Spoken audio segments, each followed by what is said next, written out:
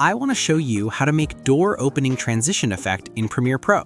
First off, you're going to need two video clips. The first clip will be a door opening sequence, and the other will be your destination clip.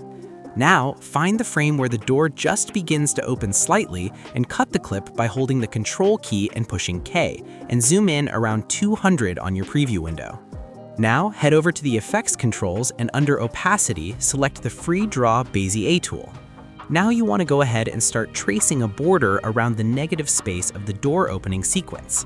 You might need to zoom into the preview more or less depending on your specific video clip. It's important that you take your time and trace the edge of the door frame carefully so you end up with a much nicer video clip in the end. You can finish the trace by clicking on the original trace block you created.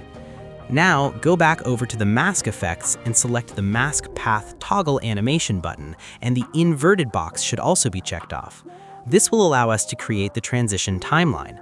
It's also important that you click the mask again after this step so you can see your mask points on the preview window. Now, it's as simple as moving ahead about 10 frames by clicking the right arrow key on your timeline and then going back and readjusting the mask to fit the new door frame each time.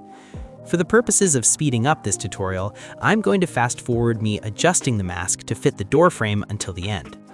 Once you're done adjusting the mask until you're fully through the door, move your destination clip to where the mask begins, and you're done. Easy door opening transition effect in Premiere Pro.